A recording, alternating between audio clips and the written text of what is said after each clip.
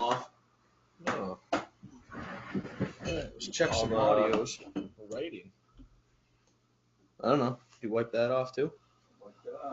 Your wipes off, brother. I don't know. All right, let's check on all the goodies. Make sure we're all good everywhere. JoJo still in there? Mm-hmm.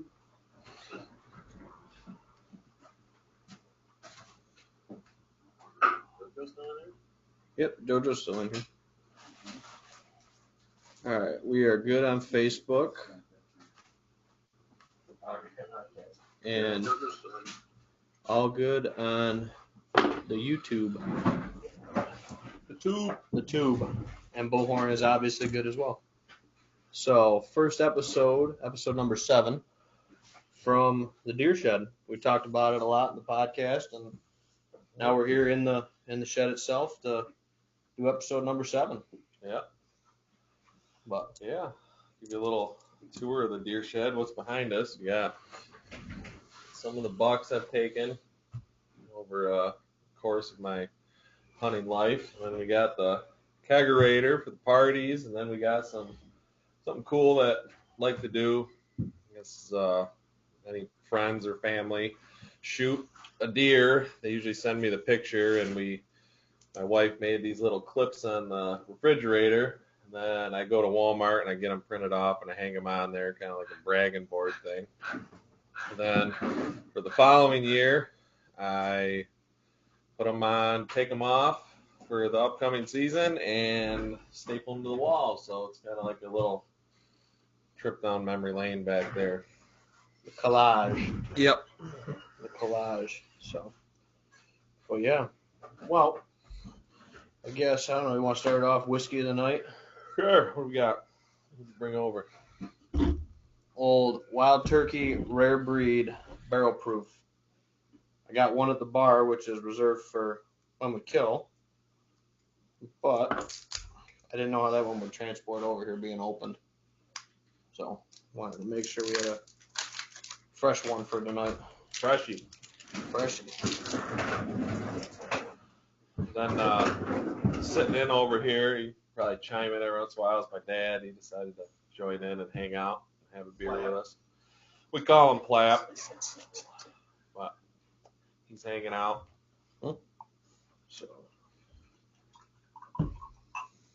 no skipperoo. You want some, Plap? Yeah, maybe a snort. A little bit. Yeah. Probably got a cup up there somewhere for Pat. But, well, Nate, why don't you probably start it off? You actually killed, so. Yeah, went out this past Sunday, which was the 15th? 16th.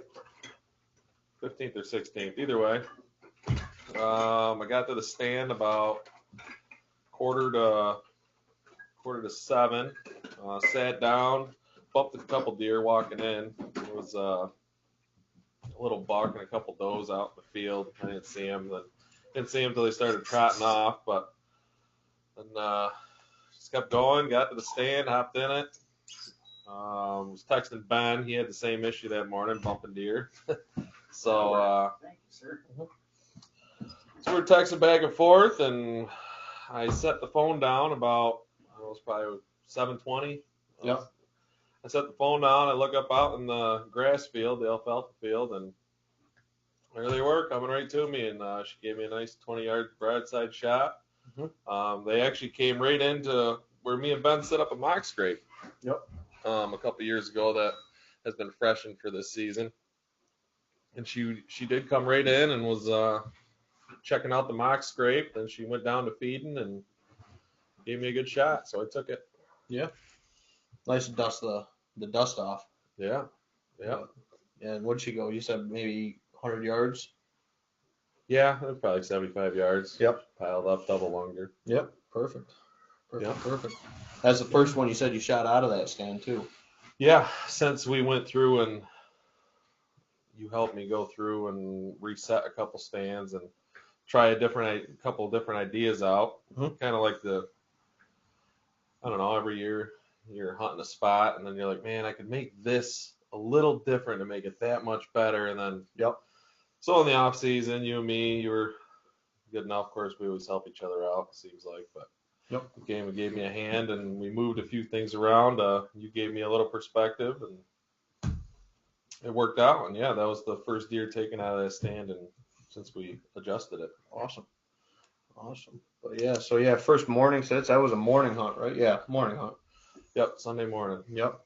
Yeah, and then I made a boo-boo, like you said. You bumped a couple deer on the way in. I ended up bumping at least one shooter on the way in. I physically saw him, actually saw him twice. Mm-hmm. He just kind of beat me to the spot that morning. It was actually one of the deer I was going in there trying to go after that morning, and he just beat me to the spot, unfortunately. So Happens. real nice buck, but I got to put eyes on him. I saw him earlier in the year, 100 some yards off, but he was the second time I bumped him. He was real close, and I didn't spook him too bad. He didn't take off like a bat out of hell or anything. He just kind of eased off, and but yeah, it was cool to see him. Good looking buck. I wish I'd seen him, coming through that little gap. He was only probably 30 yards from my stand when I came up on him. So were you walking in at twilight, or was it pretty early? It was legal shooting, but not quite sunrise. Get that half hour before sunrise. So it was during that time. So I mean, if I could have made a shot, but he was probably, I'd say 50 yards probably from me. I was only probably 40 yards from the stand. He was only probably 25 yards from the stand where he was standing, kind of in a triangle from that. Yeah. But no, good looking buck. Actually, the stand where I passed Mo out of last year, he was standing right where I let Mo go through on that little cut by it. We got good news on Mo. He's alive. He made it. We thought you thought, and I guess we thought. Yep. After that, saw that big buck dead on the side of the road with the head gone on it. Mm-hmm. I kind of figured it was Mo. Was him. But no, Mo's alive and well. He was actually in that field, that spot I was hunting earlier that morning too. So, but that wasn't a buck that I, saw. So, but yeah, Mo is still alive. So that's definitely something that was good because he kind of went missing for basically since that big one got hit, and I was kind of getting a little worried. But no, he's back and he's looking real good. Always a little bit of a relief.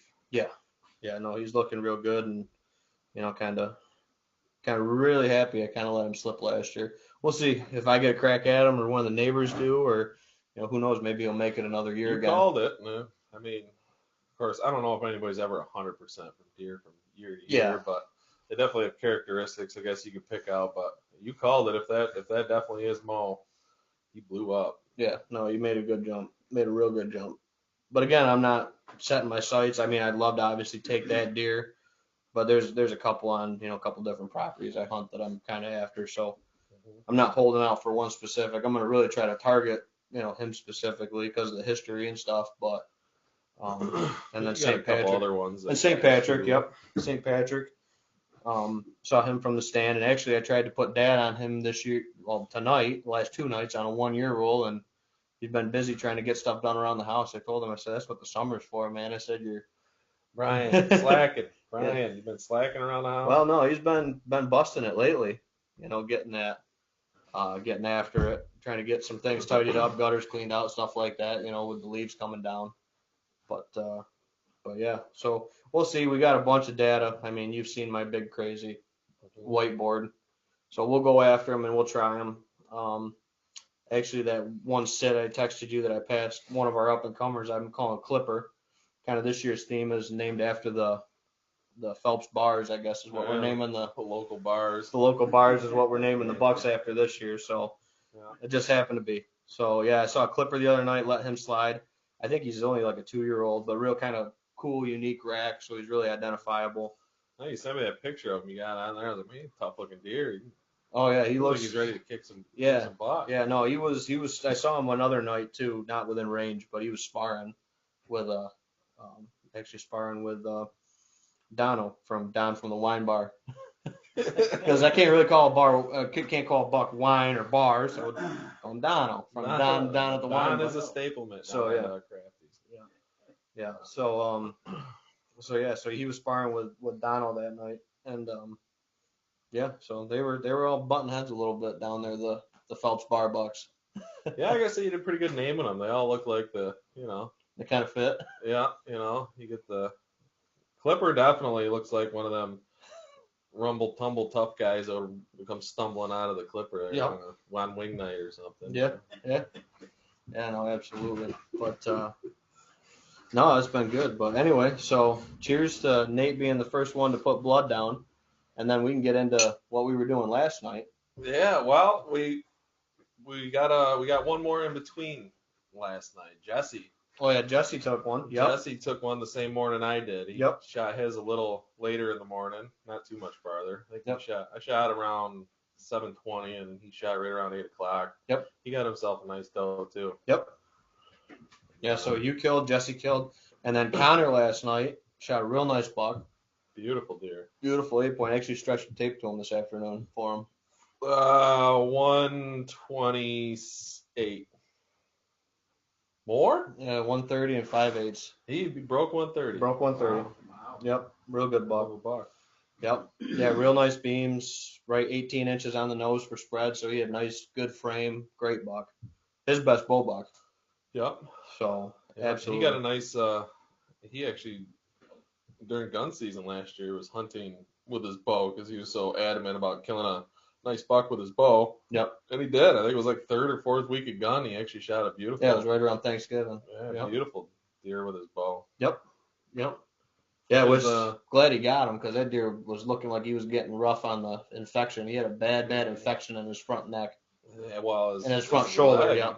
His foot on the one side was like the size of a softball. All Yep. swollen up. Yeah. So I don't know. He had a bad infection. I mean, he was all emaciated. He looked rough, but it was good. He came rolling through, and Connor put him down. I think he was in the low mid 120s too. Another good buck.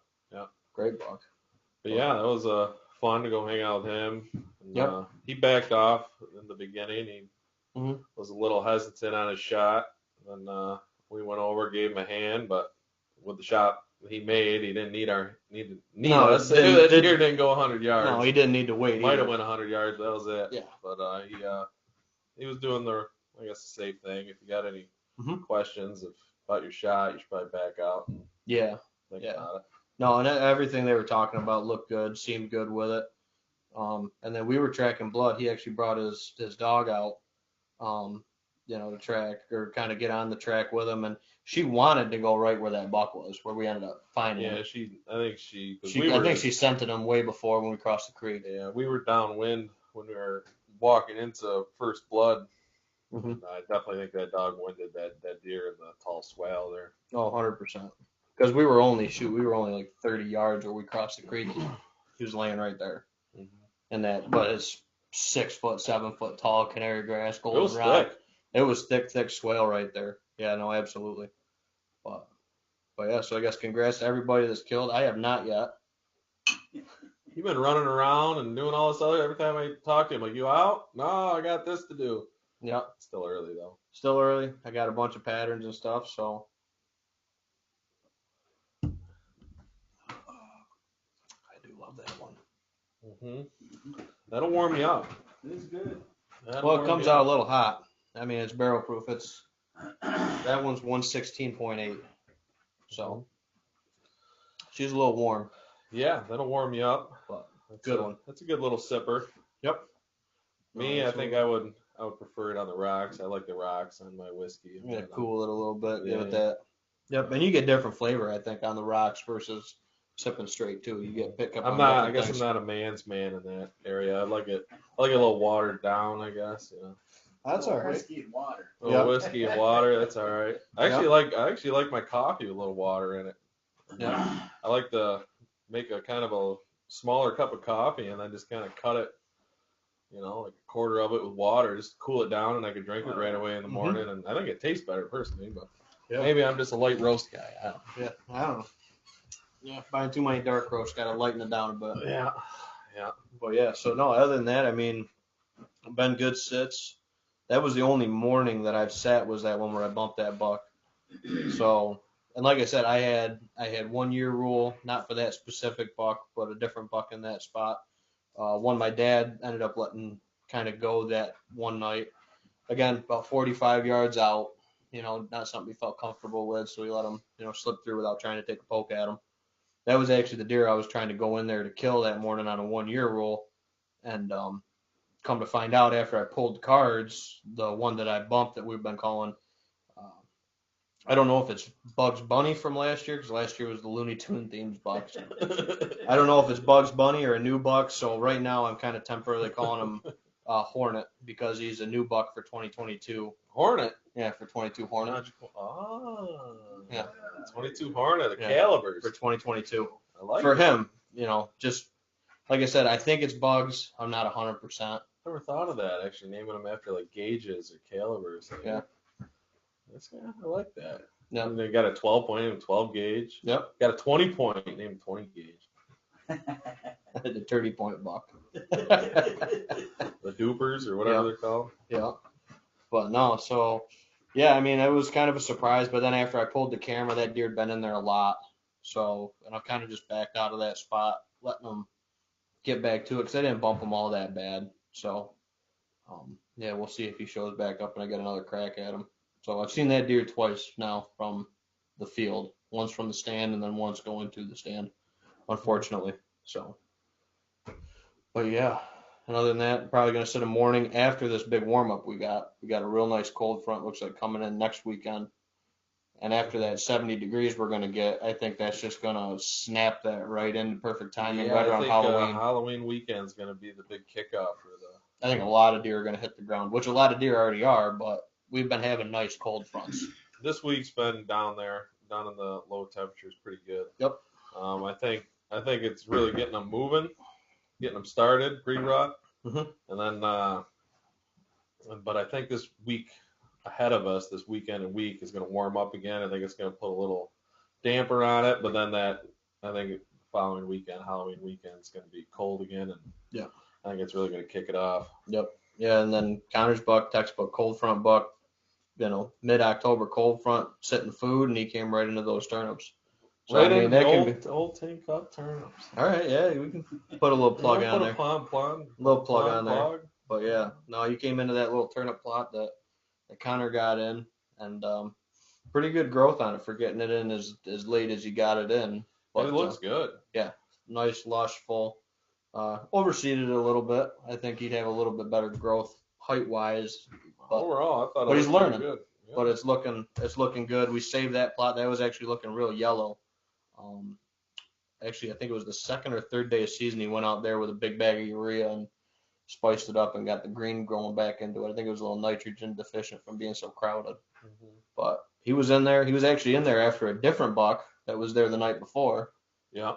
And actually ended up getting a better buck than what he was. A better one than what he was in there looking for. So it all worked out good, Yeah. And I think it was only, 18 yards? Yeah. Right there. Yeah. That's where I like him, right? At 20 and in. Yep. Yeah, and then I got a top pin on him and let him go. Mm-hmm. Yep. And then I got out of work today and had one or two other errands. Like you said, I've been running errands like crazy lately, it seems. Awesome. But trying to build my brownie points for, end of October and November. Yeah. So, but yeah. So I went over there, took a couple pictures with him, Rachel, and baby Lane today. Yeah, they turned out nice. And I actually got Connor to smile, Rachel to smile, and Lane to smile all in one picture. So don't ask me how I did it, but I'm taking bookings for child portrait photos with dead animals. Hey, I'll sign Owen up for it. Yeah. Which he might make an appearance tonight. I'm not sure. Liza said she might drag him out here, but that'd be awesome. Owen might show up.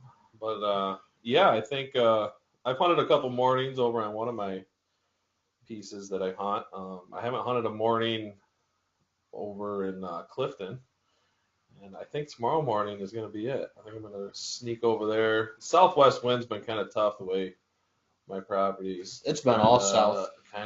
We talked about that a little before about how you set up your pieces, for a prominent wind versus an optimal wind. Yep. And then we touched on that in the previous episode, and then sometimes the way the terrain just lays out of your property, it's kind of hard to hunt certain winds because you're one-sided. Half of it's wide open field and the other half is woods, and you can really only hunt it on a certain wind without bumping stuff. So Yeah.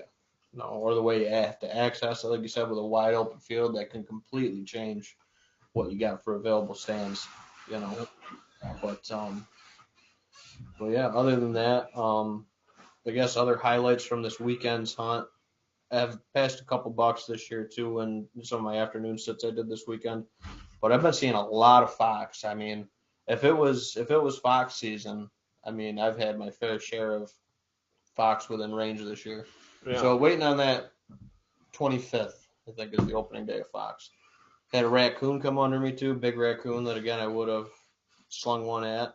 Had it been obviously open season, but yeah. So a lot of fox around. Seen a hunting pair. I've seen one big female. My dad's seen the one big female too.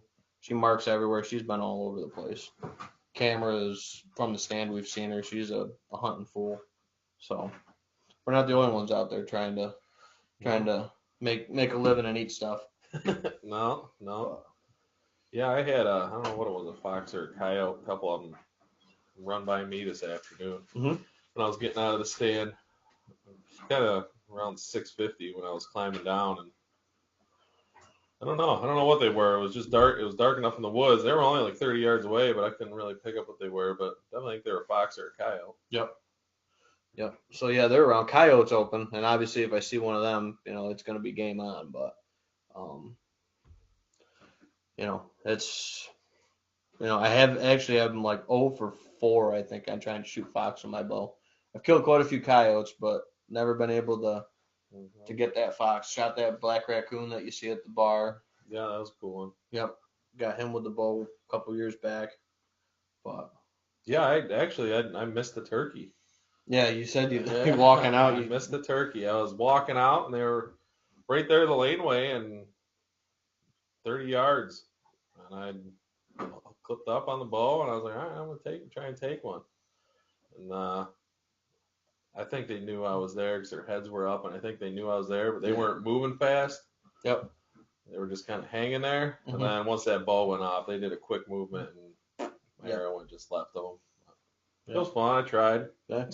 Clean miss is better than nicking them or something. Yeah. But no, especially when they're on alert, it's tough. They hear that noise go off and they're like a nerve ball with feathers. That's all a turkey is. They can move fast. Oh yeah. Quick. Yep. When they want to, they're split second. They're out of the picture.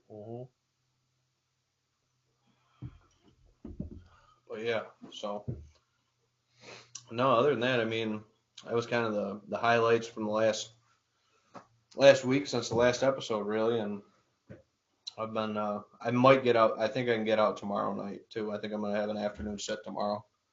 Got to check the board and see what we got on the 1 year rule, and see what we got going on. Got a little bit of intel. I pulled a couple cameras on the couple sits I've had on the way out. I can grab 1 or 2 cameras, and like we talked, I kind of break the property down into different zones. So during the times I got, a deer in that zone historically, I'll go back in and try to, get after them. Actually, that good testament to the 1 year rule was that spot I went down into where I passed Clipper that night. That morning, St. Patrick was in there, and that was the buck I was hunting on the 1 year rule. So he was there before, the morning of, and I was there that afternoon. He was there like an hour and a half before daylight by that camera. So he was down in that zone of the farm like he was supposed to be. When he kind of slots down into that spot, and so they'll be in the. So you're saying they'll be in the area.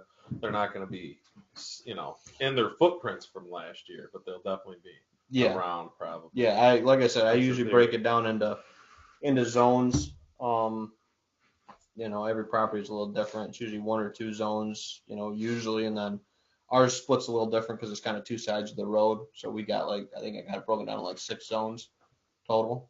And then I kind of see where they're at and kind of where they're hanging out, and maybe it's between zones, 2 and 3 or whatever, and that's where I'll try to target them again. But like we talk about, having the right wind, having the right conditions to get in and hunt the spots. Like I'm not just going to go in there if I need a west wind and it's blowing southeast that night. I'm not going to go in there.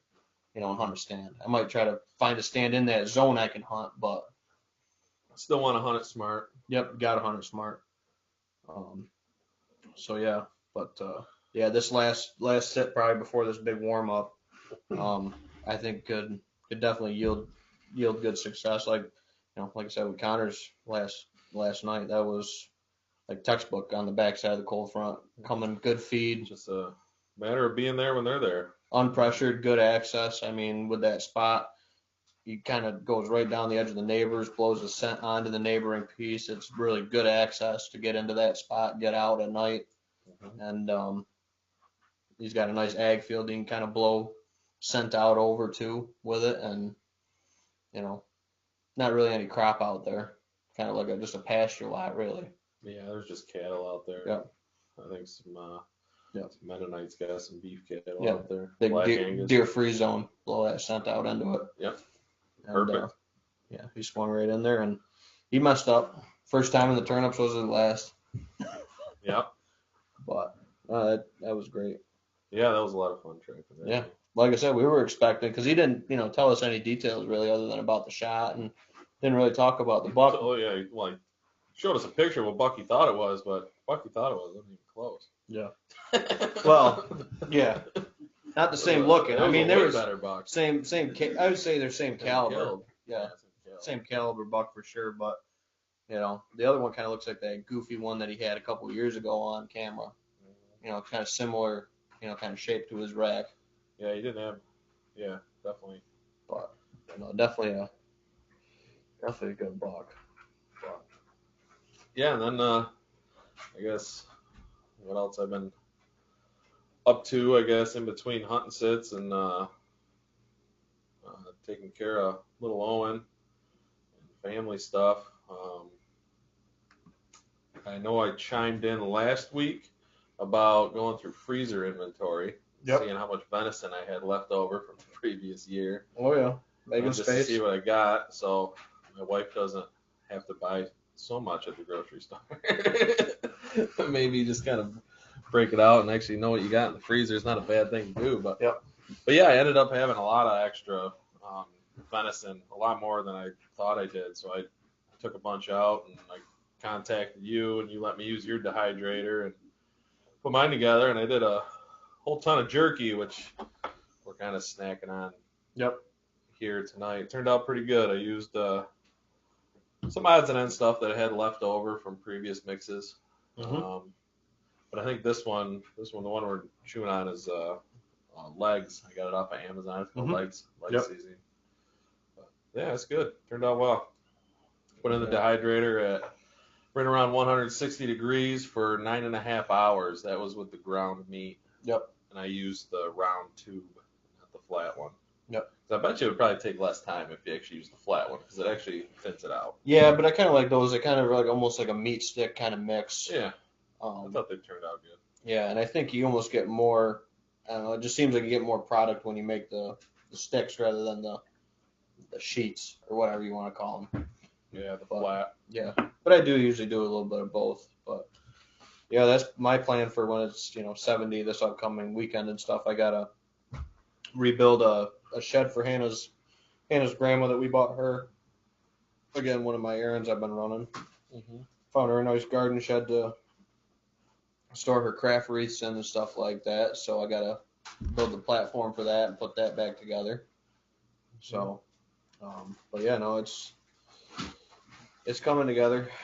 Like I said, I'm getting itchy for it to be cool, crisp, and take some good time. Take some good time with them cruising bucks moving through. I mean, we're getting there. We're a couple weeks out, I think. Yeah, but they're laying down a lot of sign. Connor's buck hit a couple scrapes before. Flaps knocked things Sorry. He's getting into that jerky bag. Yeah, digging around the jerky bag. But Papa Bear digging around the jerky bag. Yeah. But no, they're hitting scrapes, especially if we're getting any precip with this. I see them hitting those scrapes and freshening them up. I mean, a lot of your camera pulls, you've had a lot of increased buck activity hitting those scrapes. Yeah, a ton of it. Usually dark, it's not during the day activity. It's definitely, anywhere from, let's say, 8:30 p.m. to 4:30 in the morning, and then it just seems to taper off throughout the rest of the day with the buck movement. A couple times, I mean, if I sat at the right stand or went to the right property, I probably would have punched my tag. Yep. But, you know, cameras, they're a blessing and a curse, and that's, Oh yeah. you're like, I was hunting that night, he was right there, and I decided to go over. Oh, you know. Yep. But, you know, you play the wind, you try and do it the best you can, and Yep. those cameras sometimes make you kick yourself. Oh yeah. No doubt. But especially those nights, like you said, you were out, and then you look at the camera, and you're like, dude, I was 200 yards away. I know, he was right there. Yep, he's right there, and I was over there. But Yeah, no. yeah, it was like tonight. I was kind of curious if one of the bucks I'm after was down hitting that one scrape, and I was sitting 100 yards up the field in a different stand. Mhm. And so when I left, and I had those coyotes or fox or whatever run by me, whatever they were, I got out to the field edge, and there was a looking like a pretty good bodied sized deer hauling ass up the hill. Mhm. And I don't think it had anything to do with me exiting. But Yeah, because you gotta say he kind I of think, came towards you and then kind of ran up, almost like he was getting chased or something. he was already halfway up the hill before I even made it out. But he was like 100 yards down the field, Mhm. going straight up the hill. Right. I don't think it had anything to do with me, but I think it had something to do with those critters that ran by me. Yeah. I kind of wonder if they were coyotes and bumped them out of there. But it was too dark, and I couldn't tell if it was a buck or a doe or Right. whatever. But I knew it was a good bodied deer, so I'm kind of curious if I know the time frame and I know the date. So when I pull that camera, I'll log that back, and I'll go back and look and be like, Yep. that was that deer that was there. Right. If I got a picture of it. Yep. I don't know. Got a comment came in over on the YouTube. Can you explain the 1 year rule? Are you referring to bucks using the same time and pattern every year? Yeah, so Miguel. So yeah, that's a good question. Yeah, it's something I've found a lot of success in the last couple years. Looks like Owi's making an appearance. Owie. Oh my goodness. There he is, the little man. I'll get out of the way. Merrily. Ah, buddy. Got his little bear suit on. Yeah, he's a little black bear tonight. But anyways, you can get back to what you're talking about, Ben. Well, Yeah, usually Owen tunes in with his tubby time. yeah, usually he's getting a tubby listening to Dad and Uncle Ben. Yeah. Oh, he's so cute. Yeah.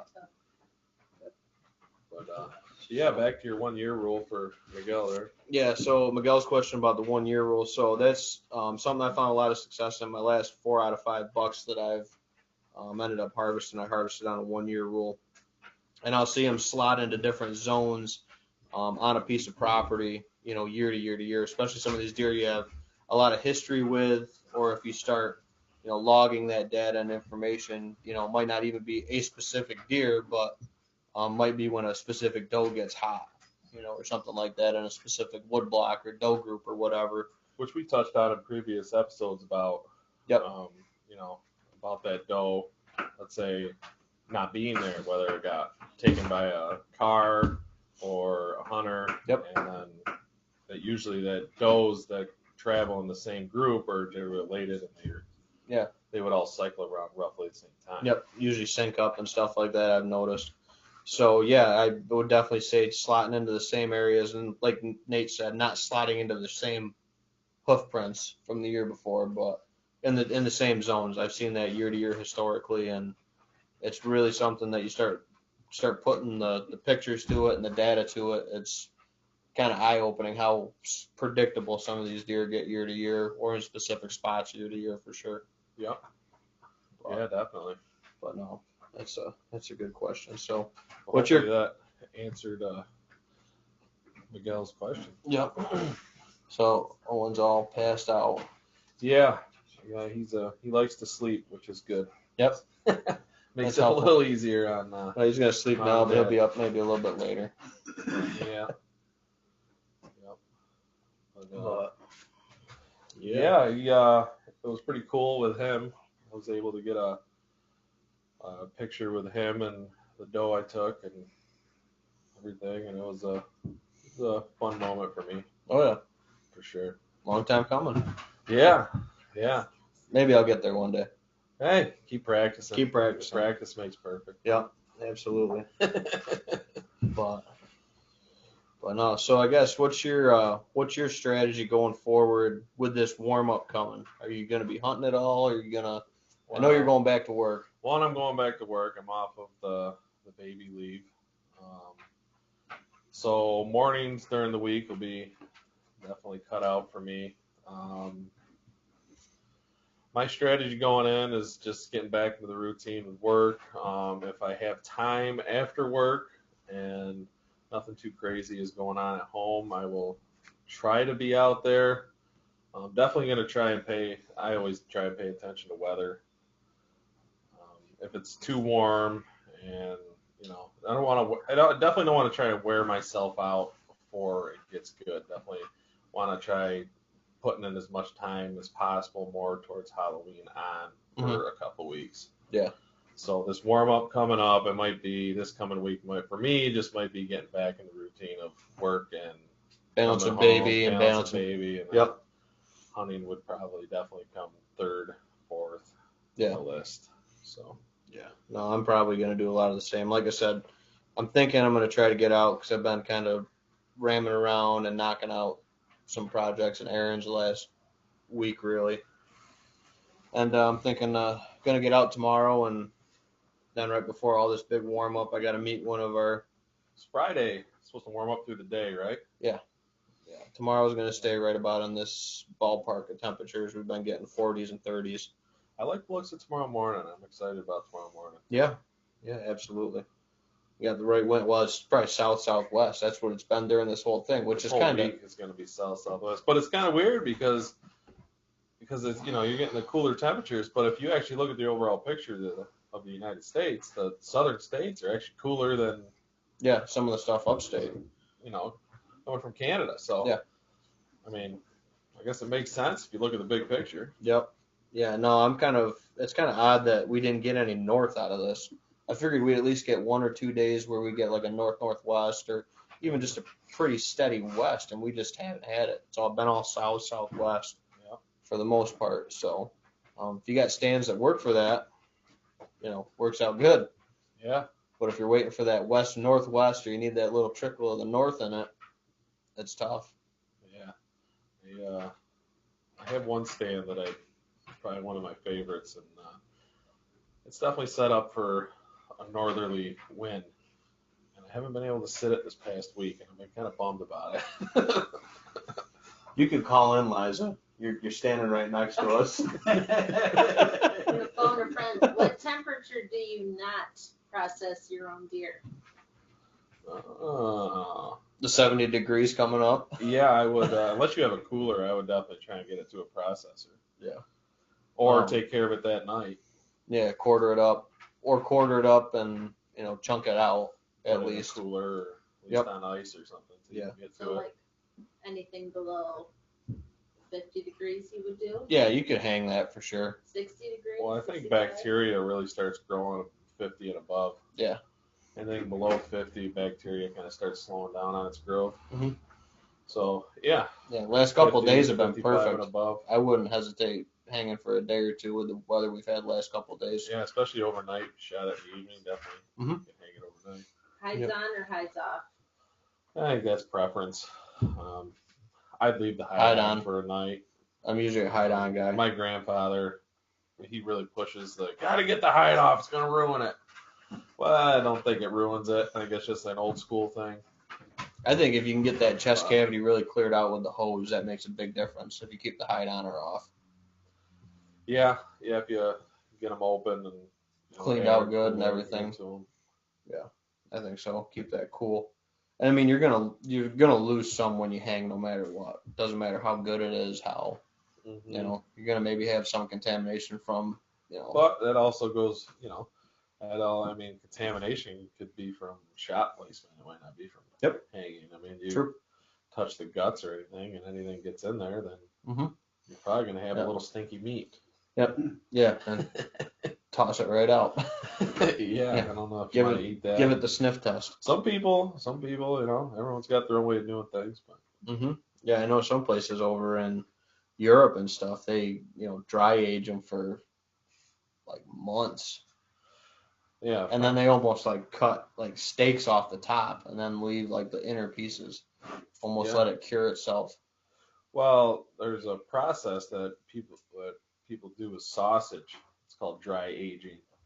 That if your temperature's right and it keeps your bacteria low, you can actually, if you can monitor your cooler, you just air dry this sausage. I think it's kind of like how pepperoni's made, really. You just kind of air dry it at a certain temperature, and over a certain amount of time, it's good. It's like a snack stick. It's almost like being in that dehydrator. Yeah. No, absolutely. But yeah, we've been getting a little up and down. So a couple days right now is fine. Kind of let his buck hang overnight, and that was all good. But we took that back, hosed it out, Yeah. hit a little paunch on the exit. But yeah. He says, "Yo, cold enough now."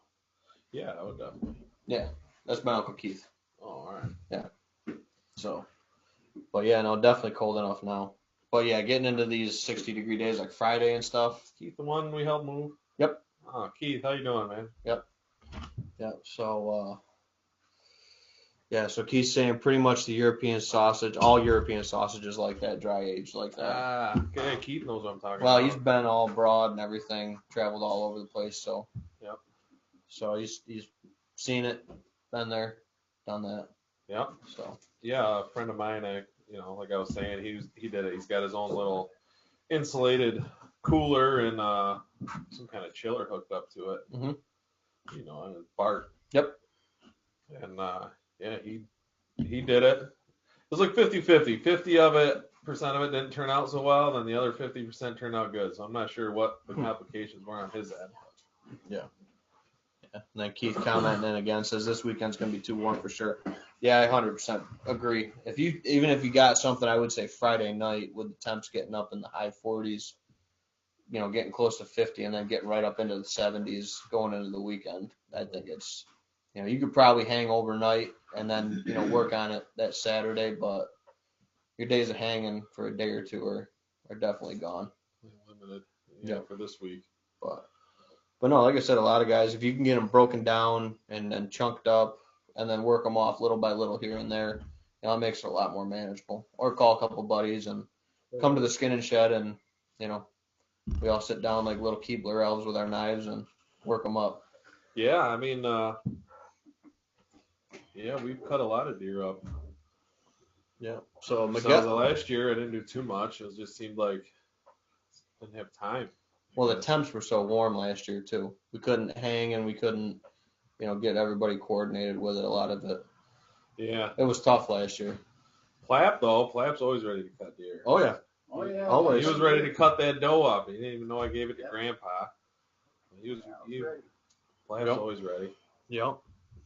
But Miguel said, "What's on tap tonight?" He says, "Nice keg fridge," with a big smiley face. That is Crafty Ales and Lagers here at Phelps. That's their tangerine wheat. Yep. Which actually, I think we had that on one of our other episodes as a crowler. Actually, my bull buck last year, we got done hanging.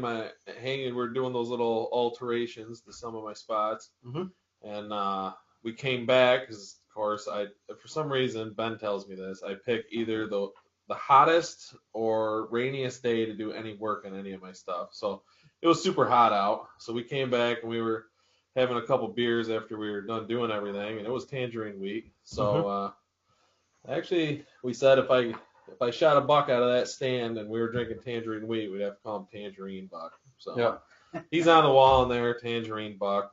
That's my bull buck last year. Yep. So no, it all works out. Yeah, I mean, everybody's got you hear it like stickers or something, like everybody's got their own like generic names, but I think it's cool to have like Looney Tunes names or like Tangerine Wheat, cool names like that are real unique to that deer. I enjoy that a lot. Yeah, you pick a theme. That's kind of fun. Yeah. You just kind of roll with the theme. Mm-hmm. Yeah, absolutely. But Keith says keep the knives ready. Yeah, I mean, I'm thinking, like I said, next weekend, I got a really good feeling, you know. Yeah, after the warm up you and get the that drop. second cold snap. Yeah. Well, I think that second cold snap's gonna stick a little better than this one. Yeah. But I mean, We'll see, even if you look at the projected temperatures, I mean, we're almost getting like 25, 30 degree swings into the night. So the nights are going to be cool, but it's going to ramp right back up again. So I think, like you said, it's going to, once it drops, it's going to drop and stay, you know, a lot steadier. Yeah. Got a little Indian summer action coming here in late October. Mm-hmm. So, but. Then he says, is it a sour? No, the beer is not a sour. I believe it's like just it's kind of like Belgian wheat beer. Yeah, kind of like a Belgian wheat. Yeah, Yeah. It's just a lager. Yeah, kind of like a Blue Moon, but with a tangerine. Yeah. Instead of the kind of orange peel kind of. Yeah, it's kind of like citrus. A Blue Moon. Yep. It's got a little twist of like a Blue Moon to it. Yep. But no, it's a good one. It's usually a pretty good staple out here in the shed. Yeah, I usually give Mike a call and whatever sixtel he's got. Yep. Hanging around, I can pick up for a little bit. Yeah. Cash and absolutely throw it in the deer shed. Yeah. Billy Harvey, way back when we started, says he can call in. We haven't done any of the call-in stuff.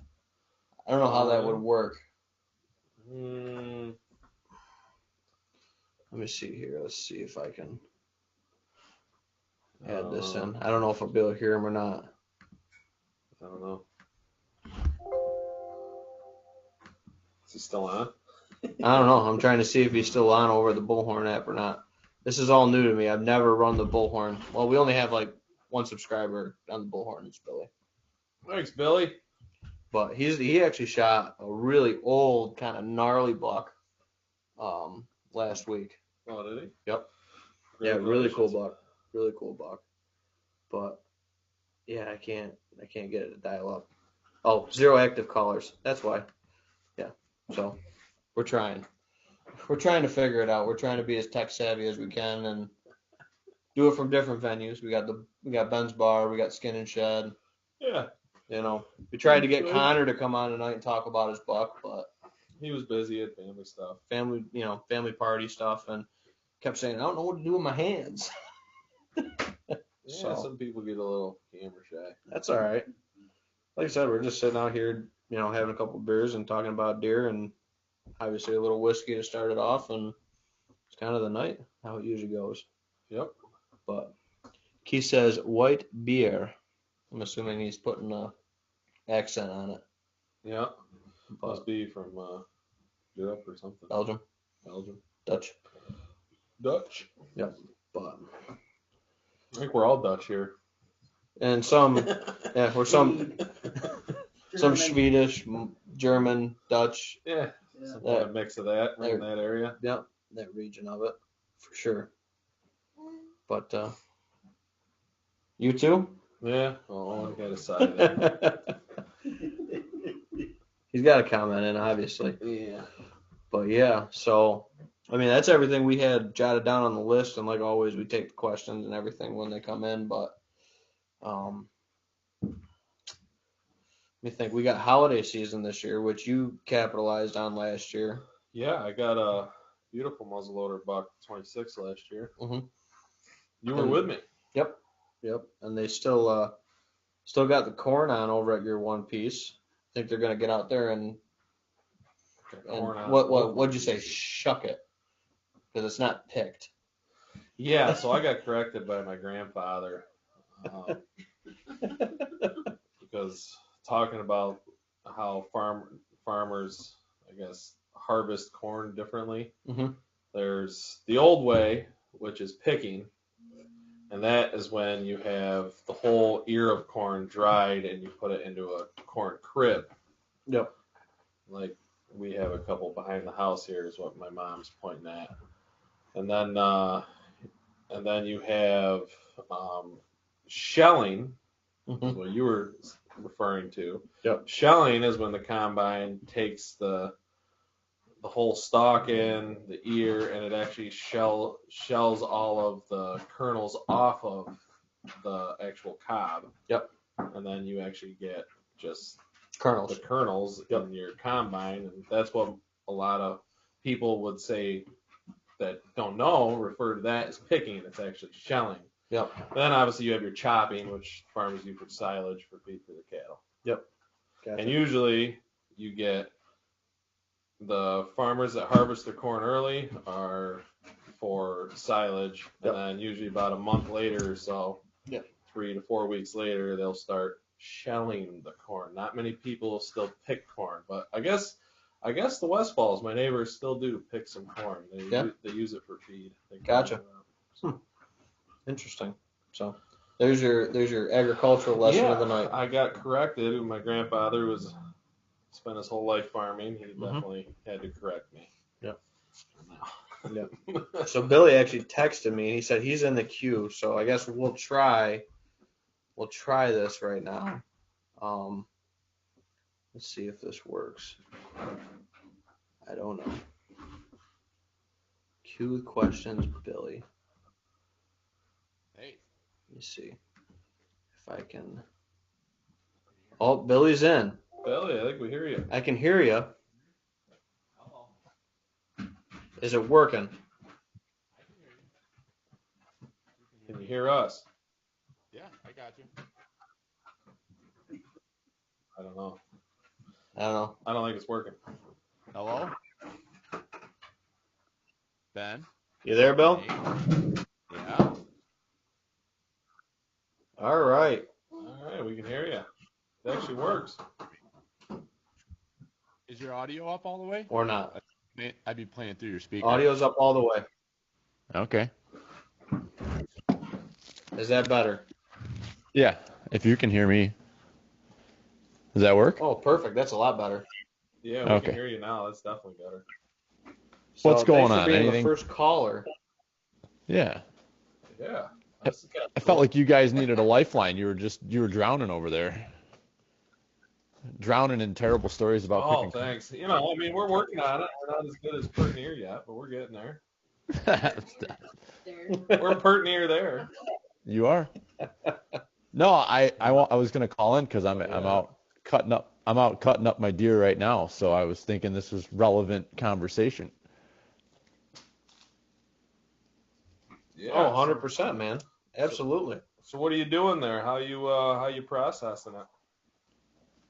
So I shot him last Friday night, and you guys were wondering how long people let him hang for or whatever, and with the temperature. So I actually I decided I never got to cutting him over the weekend, but I ended up leaving him hanging in the garage, and during the day I'd close the garage up and try to keep it dark and some air flowing in here, and probably kept it probably in the 50s in the garage, I would say.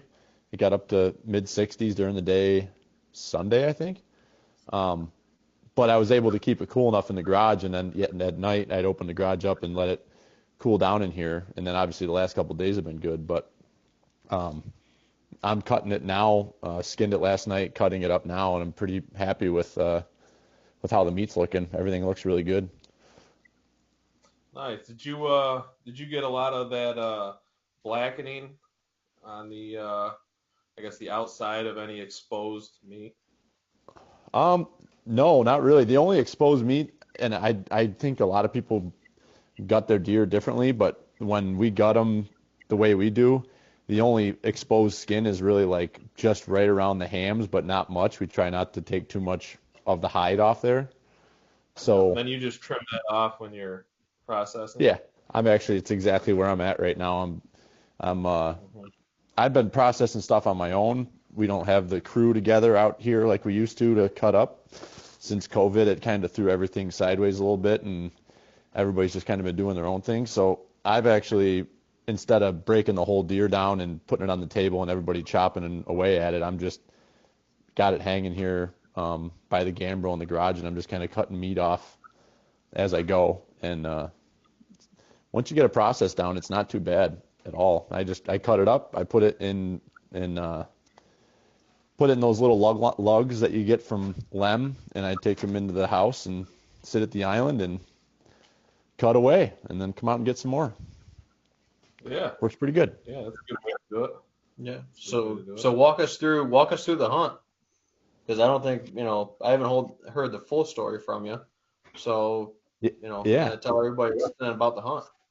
So like you said, this buck was we named him Chubby. He was extremely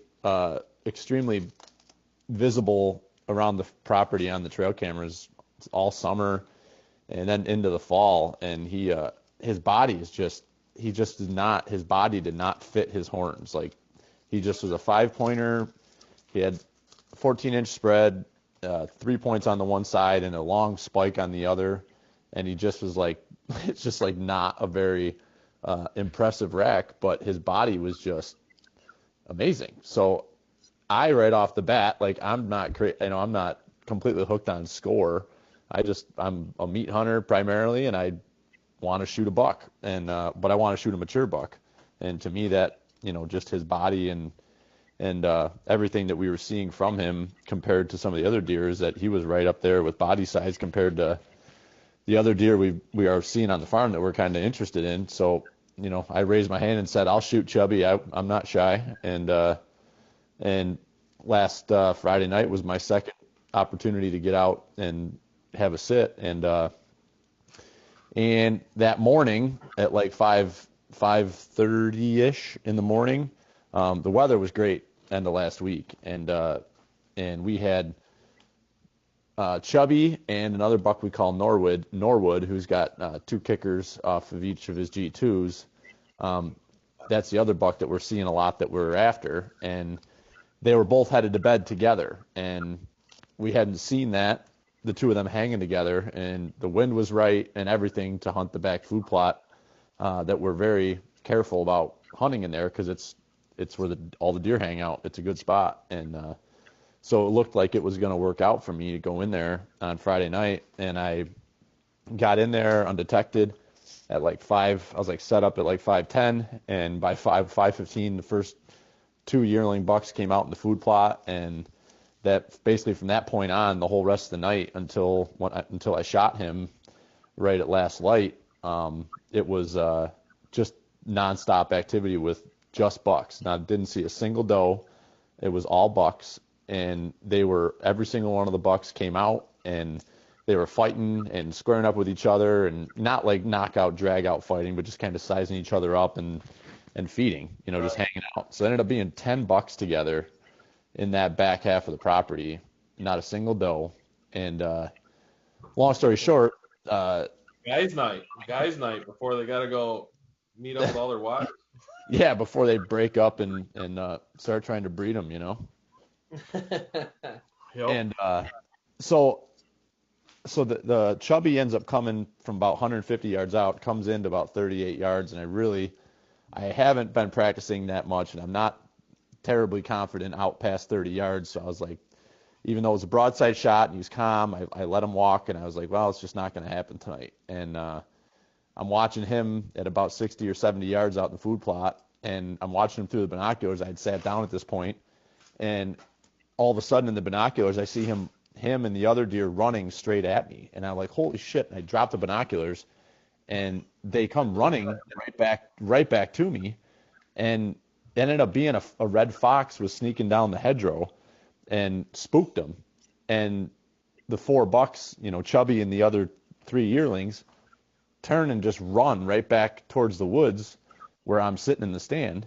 And he ends up at that point settling down, and then he ended up feeding in to being broadside at 30 yards. And set the pin. I got a single pin, set it to 30 yards, drew back, and I almost yipped one off, and thank God I didn't have my finger on the trigger of the release, and I settled back in and took a deep breath and put it behind his shoulder mid mass and just let it rip, and I ended up perfect double long right behind the shoulder, and he never left the food plot. He ran probably 80 yards and tipped over, and I could hear him choking and coughing, and that lasted for about 10-15 seconds, and that was it. It was over. So I was pretty fired up. Second of the year to sit like that was pretty awesome. Yeah, sounds like an eventful hunt for sure. Action packed. So for everybody looking, there's Billy Harvey with Chubby Buck, and he dressed 166 dressed, I think you said. One, on the yeah, post? 167 if we're rounding up.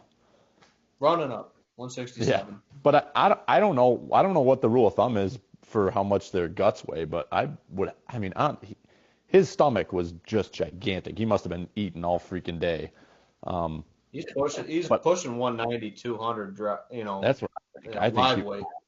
Yeah, I would say exactly. probably somewhere between 30 and 40 pounds would be Yeah, easy. gut weight. Easy. Yeah. Yeah, and I mean the fat on him, I'm working on the hindquarters right now. The fat I'm cutting off of him is impressive. He was thick, man. So now the pressure's off. Yeah, I think that was definitely a good name for him. Yeah. He was definitely chubby. Yeah. That's definitely the pre-rut weight. Yeah, agreed. Yeah, he would have run it off for sure. Yeah. But, yeah, actually, yeah. the buck that Liza's dad shot, I mean, he slimmed down immensely after the rut. Yeah, I mean, that deer only dressed 145, but he was a 4.5-year-old all day long. Yeah, or better. He shot him opening day at gun last year, and that deer was everywhere. I got so many pictures of that deer. Yeah. He just kept dodging me through bow season. I couldn't line up with him. But not an father-in-law and the wife, they went out there opening morning, and the father-in-law was able to take him. And chasing a doe. Chasing a doe. I mean, yeah, he was a bruiser, man. I mean, I don't know if he was between rubbing and fighting and everything else. I mean, he had his antlers all. I think the white, whatever you call it, on the outside. That was wore right down to the inside. It was wore right down to the core, on his tips, on his beams, everything. All of his points weren't pointed anymore. They're all rounded right off. Jesus. He was definitely active for sure, but that was he had no fat on him. Not an ounce, dude. I think he was definitely the breeder over in that neck of the woods. Yeah, he was breeding them all. At least that year, he was the man over there. He was pushing everything off and taking care of business. Yeah, it's awesome. But that was cool. That father-in-law father-in-law hasn't shot a good buck in years, so that was really exciting for all of us. But, yeah. So. I guess that's Bill, I'm all new. I just wanted to share that story with you. Yeah, that's cool. Appreciate it. No, I like it. I like this. That's a good story. I like the call in. I can see how you deal with the delay a little bit. We get a little bit of a delay, back and forth with the conversation. But I think this is definitely a cool feature with the bullhorn and being able to stream it across everything like we talk about. By having people literally be able to call in, not just drop a question on the YouTube or Facebook, but actually call in and share a story or ask a question or contribute to the conversation. That's really cool with this. Yeah, I had no idea. For sure. That's very cool. So when Bill, so with your processing of the deer, I mean you obviously grind your own meat, right? Yes, sir. You got a grinder? So what we do, our family. Do you cut it with anything? Let's say pork or beef fat, or you just grind it straight through? Oh, hold on. It says I'm muted. Can you hear me, Ben? Yep. Okay. It said that I was muted. But yeah, so we typically cut all of our sausage with pork, and we also cut our ground burger with pork. We've tried some different stuff. The last couple of years, I've tinkered with some different mixtures. So like last year, I used straight pork fat instead of pork butt, and I really liked the way that the flavor was of that. But you just don't need to go as heavy because that fat is just it's just straight fat. It's not, a mixture of meat and fat. But also beef fat. I used fat last year, and I was really happy with the way that meat turned out too. So we typically. I gotta say, with the burger, the burger, I would prefer the beef fat over the pork, but definitely in sausage, you want to have pork because you want the grease. Yeah, I agree. And we used to always do our seasoning with the grinding of the meat. So like we would do like chorizo seasoning and Italian and all that different stuff, breakfast. So we would like pre-season the meat when we do the mixing into the grinder and into our packaging. But that got to the point where we actually we're finding that the flavor is better if you just do just straight burger and then you mix your seasoning, whatever seasoning you want to put with the meat when you want to cook it. The flavor seems to be much more robust and the meat just tastes better. I think when you let's say you put seasoning in there and you let it sit in the package for 6 to 8 months and then you go to cook it, the seasoning kind of loses a little bit of its luster and you don't realize that you're eating breakfast sausage because it's not just popping in your taste buds. Right. I found it. I mean, if you definitely use like a dry seasoning or you take the powdered seasoning, cut it with water, and mix it all up, I'm definitely letting it sit in the refrigerator overnight, at least for 8 hours, to let the meat absorb the seasoning. Definitely helps also. Oh yeah, I did that not by choice, but by circumstance last year, and I couldn't agree more with you. And I think like if anybody who does like commercial sausage, like they don't just throw the seasoning in and then just put it right through the stuffer. There's a process to letting it kind of get, like you're saying, sit there in the fridge. So that's the fun part about doing all this is that you just kind of keep learning and keep adjusting your mixtures and your approaches and everything just kind of keeps getting better and better. It's the fun part about doing it on your own. And then when it comes to the jerky side of things, I would prefer. I mean, if I was to plan on making jerky after I harvested an animal, I wouldn't cut it with any fat. I would just leave the jerky straight venison. I think it turns out better that way. How do you do yours? Like, do you I use do a it cut? multiple ways. I mean, I've done muscle meat. I've done use the grind, but I'm talking like grind. If you did it through a jerky gun, as Okay.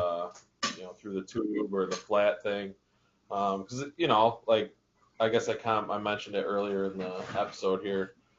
Bunch of burger that I had left over from last year that I had cut with some pork fat. I actually turned it into jerky, and it was kind of greasy. It actually took a little longer to dry, and you get a little bit of those fat clumps in your jerky. Where I don't know, I guess I would prefer a little more lean jerky. So if you were actually planning on making jerky when you're cleaning up your animal, I think if you ground it, just don't use any of your pork or beef fat with it. I think I would just use the straight ground venison and label it jerky and put it in the freezer. Yeah, I agree with that.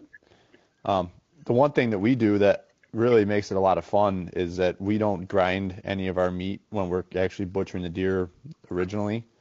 We'll burger it up. When we say burger, we mean just kind of chunk it and then make sure you put it in an unscented garbage bag and then just make sure you get as much air out of it as possible and throw it in the freezer. And then we usually get together with the whole crew, 15, 20 of us. Everybody brings their meat and we do one big grind day. And it's a lot of fun. It gets everybody together after season.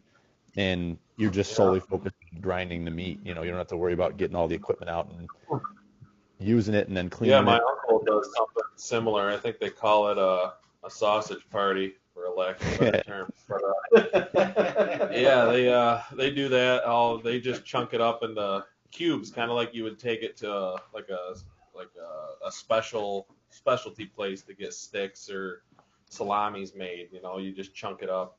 Trim it and chunk it. Yeah. Trim it and chunk it, and you bring them the chunks, and they process it. Mm-hmm. And, they get together and Oh yeah. pick a day or a weekend and process it all. See you guys. Yeah. But yeah. Yeah, that's it. That's the fun part of deer, Nice. man. It's the whole package. Yeah. Well, that's why we're in the skinning shed for episode 7, because this is where a lot of stuff goes down. Yeah, the past couple of years, it seems I guess that was kind of when I bought the shed, it was kind of my little envisionment to kind of set it up to, I guess, have a little fun in, be able to work a little in it, and be able to, I guess, clean up and process my own deer, really. I mean, it was kind of the whole point in it. Have a little storage. And it's kind of worked out pretty good for as little as a building it is. It's only 12 by 24. But It does the job, How man. tall- it does it. how It tall works. is it? We finally got the propane tank set up last year. We're, How I tall? don't know, what, 8 foot maybe? Probably 8 foot tall. Yeah, that's 8 foot tall. 8 foot. Nice. So, I mean, if you got a big doe, I mean, Liza's doe and my doe in here, they were long. I mean, they were pretty close to noses on the floor. But Dave's buck was nose on the floor. We couldn't get his nose off the floor. Yep. There's been a few, but I haven't had a head laying on the ground yet. When I've had it all the way up on the electric winch, That's not great. I hope so. I hope so. But yeah, I don't know. 8 foot seems to do the job for the most part. I mean, I think like most people, you just cut them through in between the knee hocks, and yep. the hocks and the tendon. You just slip your hook in there and hang them up. So I guess from there down, I mean, most deer that I've shot, I mean, haven't stretched over 8 foot from there. Tarsal to nose. I mean, tarsal to nose, 8 foot. That's a long deer. Yeah. So Do you is it insulated or no? nope. No, not yet. If you could, if you wanted to, right? Oh yeah, I could. I just have to take everything down, and I would probably just use bats. I don't think I would spray foam it. I can't believe how expensive spray foam is. I looked into it. Oh yeah. But Yeah. You guys were talking about. I got a little. Say that again. I said you guys were talking about coolers, and you could pretty easily turn that thing into a cooler without a whole lot of work. Yeah, I need a garage. And once I build a garage, and then maybe I could turn like a, I don't know, 6 by 6 foot area into just a little cooler I could hang 2-3 deer in, for some buddies or whatever. Yeah, that would definitely be cool. But right now it's kind of my garage. It's got all my toys, my tools, my everything. Motorcycle sitting right here. I got my motorcycle, 4-wheeler, toolbox, welder. I got everything in here. Yeah. But I need Nice. a garage. That's on the docket. All right, I think I'm gonna check out. My yeah, neck my sore cousin- from the phone. Yeah, you gotta get back to cutting your deer up. Yeah. Yeah. Well, congratulations, Bill. Thanks for calling. Thanks, boys. Have fun. Good luck to you. All right, Yep. keep See ya. feeding them. Thank you. Feed 'em. Feed 'em. Yeah, that's kind of cool. Kind of neat little feature that we discovered and that Bill showed us. Yeah, Or then Billy or Bill, whatever. Sorry if you Bill, prefer Billy. to be called Billy. William, if he's in trouble. William, you're in trouble. But no, so we actually had a couple comments come in on the Facebook while Bill was on the line. So I'm assuming everybody could hear Billy too. I mean, we don't know. I hope so. We could hear him. Hannah, you're listening. Yeah. Hannah, just send us a comment saying that you could hear Bill Yep. But on the phone. so a couple comments that came in on the Facebook side of the podcast was Nate Paddock, who's Clayton's brother. They're twins. Okay. So Nate says, "You guys doing any type of calling?" I would definitely start doing a little calling right now. I wouldn't get super aggressive with it. Okay, thanks, Hannah. Soft grunts, light tickle, grunts, light tickle. I mean, especially next week. Yeah, and then I'd say right around Halloween on, I'd say you could start you can start getting a little more aggressive with your calling. That's kind of would be my plan for this year. Sorry, we're getting your comment 20 minutes after the fact, Nate. But hopefully you're still tuning in. He's got a baby too. I think I ran into him at He looks just like Clayton. Well, they're twins. I think I mistaked him as Clayton, and then we got talking, and Jake was with me. Mm-hmm. I think we ran into him at Walmart in Newark a little while back, but Gotcha. yeah. Gotcha. My wife, of course, my wife would make this kind of comment. It's a pretty That's a good one. pretty studied comment. Has he looked at the jaw to age him? So Hannah's curious about the age of Billy's buck. I don't know. Billy's coming out here in the next couple days. I'm gonna meet up with him. He's got to do some business out here. He works for he's basically a school bus dealer. So he deals with a lot of the school districts out here. So he's dropping off Okay. a couple of the Pertinier hoodies for me and I stuff don't know like if that. I've ever heard of that job, but someone's got to do it. Someone's got to deal school I buses. never even thought about it. So he's going to be out here in the next couple of days. So I'm going to have to ask him or send him a text and tell him to bring that jaw over to check it out because he's processing them. So Yeah, Bill, don't bring that jaw over. Don't throw that out. yeah, don't throw the jaw out. I'm curious because, I mean, Said he had a history with him. 3+ for a couple years. easy. Right? I mean, dressing at 160, a 3.5-year-old all day long or better. Yeah. So, and like we've always talked about this, you and me. He was a butterball for sure. Oh yeah. So you and me have always talked about this, like, you have those superstar 2-year-old, 3-year-old deer, but then you have, I mean, St. Patrick's a good example over on our farm. I mean, he's probably a 6. I think he's 6 this year, and he's maybe 130. I mean, he's not much better than the buck Connor shot the other night, and he's like 6 years old. Like that deer is that's it. That's what he's always been, literally. So I mean, some deer just aren't They're all different. made to be just boonish. like people. They all Yep. got different mix of genetics.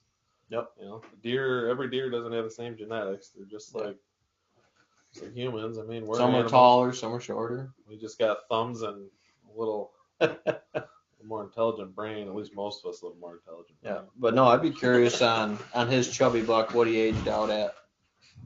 Sure. Yeah, that'd be cool to know. But, and then Bo Hunt commented $10 with a kind of perplexed face emoji. $10. Yeah. So in mixed ag areas, I mean, you can get into those $10 properties. I mean, Oh, he was talking about Billy's comment about the yeah, about seeing all those bucks that night. about the guys' night out in the food plot. Sausage party. Yeah. But no, I mean, you can see that, in higher deer density areas. You're obviously not going to see that down in the southern tier in some areas. Yeah, I mean, As much. this is kind of something good that, I mean, if you're into hunting or you want to learn more, is that, actually go on your DEC website and they lay out deer population, Harvest take. harvest take, or they'll tell you like per county how many deer that they believe are in a square mile of your county. Like, Yep. like just a county line. Like I'm Ontario, you hunt Wayne. Yep. And we're 15 minutes apart? Mhm. Yeah. Wayne County, they're saying at least last time I looked, they're saying there's like 15 deer per square mile and about 3-4 bucks. Yep. You jump the line to Ontario, they're saying there's only 8 deer per square mile and $2. So you're Yep. almost cutting it in half. Yep. Just And going after county to AJ. county. Yeah. And then if you pay a little closer attention to like each county kind of has its own little thing. Like Ontario is just big farms, a lot of open space, at least the area I'm in. Yep. Of it. I know you can get more towards Honeoye, Canadice, and it'd be a little hillier, Bristol. Yep. On the bottom side Woodsy. of it. Yep. But I mean, majority of Ontario is a lot of just open ag.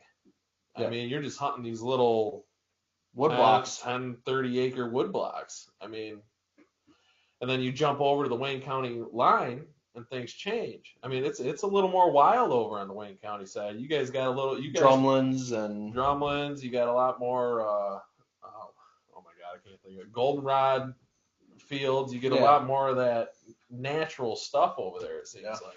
Where over here, the abandoned farmers cattle are, pasture and stuff like that mixed, and yeah, it And just it's- seems like it's a little different county to county. well, it's getting less and less. And I think, not just county to county, but property to property. I mean, if you get, even, 1 or 2 miles away from the property you hunt, it could completely change. Like you could go a mile or two from here in a direction one way or another and hit a big block of, wooded ground because it's wet swamp woods and it's not tillable. So you'll still get different variables in that. So and that's what people got to understand with the DEC and how they try to manage this and how they, accumulate their data is they have to do a broad brushstroke as an average. And it's kind of your job as a hunter or, land manager or whatever to kind of figure out that balance of, okay, maybe I should take some does, or maybe I should back off some does, or, kind of keep yourself in check on your property, because your neighborhood is going to be completely different from my neighborhood and vice versa. It changes so much, and people are like, well, DC is screwing up this or that. Well, you got to kind of take a step back and look at it and be like, they have to look at an entire area. Well, they look at an entire area, and then they also need to take into consideration, I feel like there's a lot of people are kind of against it. No, there's always mean, opposite. So I mean, reporting your deer when it comes to population studies and stuff like that. I mean, that's where all those, you reporting your deer goes into. It's not them trying to catch you at anything.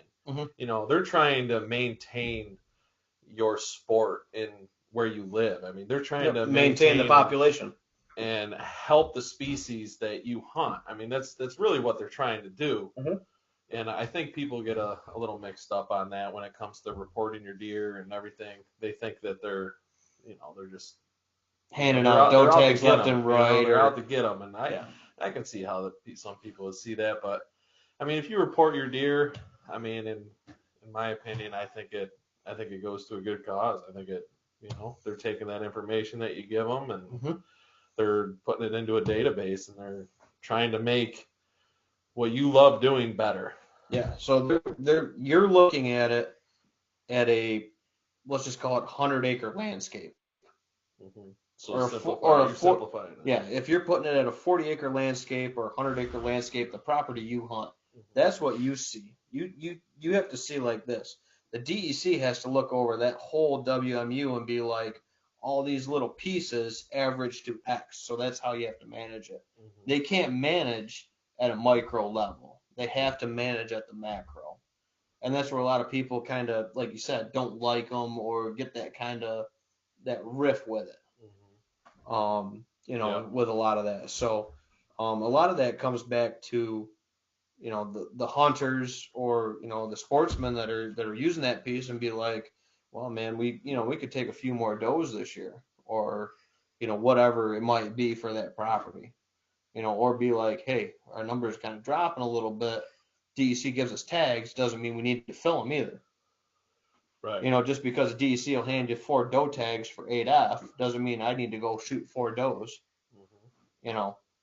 Maybe one on this property, a couple on the other property. It varies, but I don't need to be like, okay, I got to shoot 4 doe tags because they gave me 4 doe tags.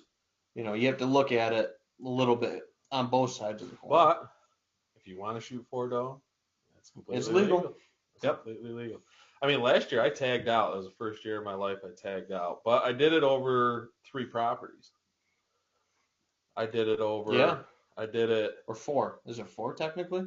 With your muzzleloader buck would have been 4. Yeah. Yeah. So I did it over 4 properties. Yeah. So I mean, All I throughout the didn't county. kill 7 deer off of 160 acres in 1 year. I killed 7 deer over the course of the year. Throughout the course of the year, but on 4 different pieces, that were miles apart and towns apart. Yeah. So to break it up, I mean, you don't want to. You definitely, don't want to see what you got, but kind of manage it in that way, I guess. All right. Bathroom break for me. Ben's got to go to the bathroom. Hey, up. I'm up. So what else we got going here?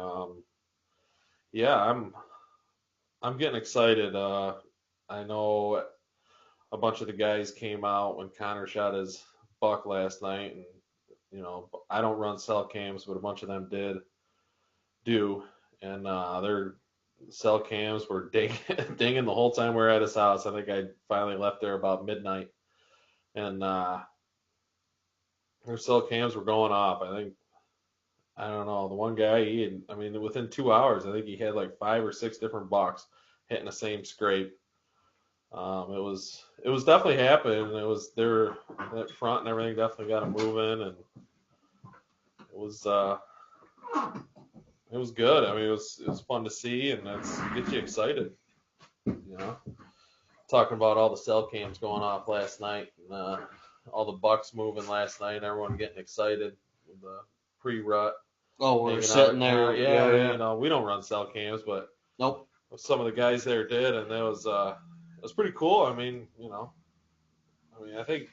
you had like what was it? I think At least said 3 or like 4 different bucks or better. 4 to 6 different bucks hit the same scrape within a couple hours. Yep. It's pretty crazy. Yep. Yeah, no, and we had a little precip. Again, going back to they're gonna freshen scrapes up. We've been cold, but we haven't had the rain, and I think that rain and the precipitation, they have to go back How about out the there and frost? freshen that up. A little snow. That's what I want. We had a little frost this morning. A little bit. We're standing out there after the litter run at the college this morning, looking at the frost on the grass. It's not the frost you want. I want that crisp. You want the crisp up where the grass is almost crunchy. Absolutely. But Nate must have been the one you ran into because he said yes, sir. Yes, sir. Yeah. I You and remember Jake that. at what'd you say, Walmart? I believe it was Walmart in Newark. Yeah. Right by the sportsman section. Naturally, Nate, by the sportsman section. Yep, absolutely. And then Aaron messages in, what kind of cover sense do you guys use? So he lives right out by Billy, out in that neck of the woods out there. Cover sense. Wyoming County. I think Wyoming County is out where they are technically. For Livingston, Wyoming, kind of in that area. I guess cover sense is.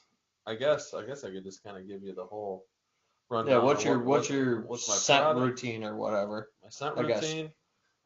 Before I go hunting, I always take. I'm a big dead downwind guy. Mhm. I always take a scent-free shower. I just buy their bar of soap and scrub everything down. Then I throw my, my compression layer and my cotton layer on, sweatpants, and I always wear a turtleneck. It's something I've always done. I always wear a cotton turtleneck over my compression layer. And then I come out, I grab my bag that has all of my outer layers in it for hunting, depending on the time of year, whether it's my lighter stuff or my heavier stuff. I do use a scent crusher. I have an ozone unit that I'm kind of obsessed with. For your outers? Yeah, I really think that ozone is a game changer. And then I do have a little spray bottle I might hit my bag or bottom of my boots with a little bit of the dead downwind. And then I head in. Cover scent though, I gotta say I'm not big on using any urine or any Artificial scents. I'm not big on that. I always thought it kind of gave me away more than actually helped me. The one scents that I guess have recently come out in recent years are those calming scents, like a deer herd. What do they call them? Evercom? Evercom from I can't remember. I don't know what the company is. I use it. Yep. But I will rub a little bit of that. It comes in a deodorant stick. I will rub a little bit of that in the heel of my boot walking in. And I've had good luck with that. I've had deer follow it. I've had deer cut it and pay it no mind. I've never actually, whenever I used it, I can't say I've actually ever had one just go completely nuts and not like it. Yeah. I definitely think there's something to that herd scent, that calming scent. Yep. I definitely think there's something to that. But for me, when it comes to the Tinks hot does and all that other stuff, Fox urine. yeah, I mean, there's a lot of stuff that people have used I'm over not years. about it. I did have a thought. I know you were talking about it a couple years ago about actually using, if you're hunting somewhere where someone runs a wood stove heavily, actually covering your smoking your camo. Mm-hmm. But that's not what was my thought, but it just kind of made me think of what you brought up. Yep. But my thought was actually something that is very common in our area and is a very potent smell that you can easily cover yourself with is walnuts. Mm-hmm. I don't see why you couldn't just take some walnuts, shuck them up, tannicky smell, yep. And if you hunt near any kind of walnut, just kind of cover yourself, rub it on your. It's a distinct heavy clothes, odor. Distinct heavy odor, or just soak it in some water and then just soak your clothes in it and then just hang them up to dry. Right. Kind of is a little thought I had sitting. In the tree same thing. Same thing, only different. I have a couple buddies that hunt, big dairy operations, and they'll park their truck by like the silage bunk, and there's usually like manure in the area, and they'll frickin' just slop their boots up in manure before they head out. Yeah, because that's what the deer used to in that area used to smell it. Yeah, similar to it. My dad's talked about it for years because majority of our property is abandoned apple orchard. Stepping on a pile of apples on the way in for that cover scent on his boots. Walking down the trail to access in, and you walk past a couple of apple trees, you smash some apples on your boots, and rub it around or whatever on your boot, and you keep walking. Mm-hmm. But their sense of smell is so much more advanced, than ours. I mean, obviously we can smell these smells and stuff like that, but dogs, deer, stuff like that, they have so many more. You're talking, I mean, I'm not sure exactly what the numbers are, but you're talking, I think a human is like maybe 1,000 particles per second is what you smell, and then deer is up in the millions. Oh, the olfactory gland processing. Yeah. I mean, a deer is up in the millions. Yeah, it's compared to night and day. I don't know if those are the exact numbers. Don't quote me. Yeah. But I'm saying if you're 1,000, that deer is up in the millions. Yeah. Of how much it can process through its nostrils over you. Yeah. It's insane. Yeah. No. So cover scents with me, I'm an Limit Shield guy. I got turned on to that by Tyler Breen back in the day. With Phil and all those guys over at Limit Shield. So that's what I've been using the last couple of years. I'm not sponsored, affiliated, just like you're not sponsored, affiliated with Dead Downwind. Now, is that Remington stuff? Same idea. It was Remington Scent Control before it was a Limit Shield. Yep. Okay. Same stuff. So I actually use that, and I have a YouTube video on my channel. I call it a roadside bath. They make this foaming solution that I use. And it works really good for clients that are, don't have a shower at their property where they can shower before a hunt. Yeah. And I'll douse down with that foaming agent, and I'll scrub everything down. Mm-hmm. Like I said, I call it, I think in my YouTube video, a roadside bath, to kind of scrub down and get that off.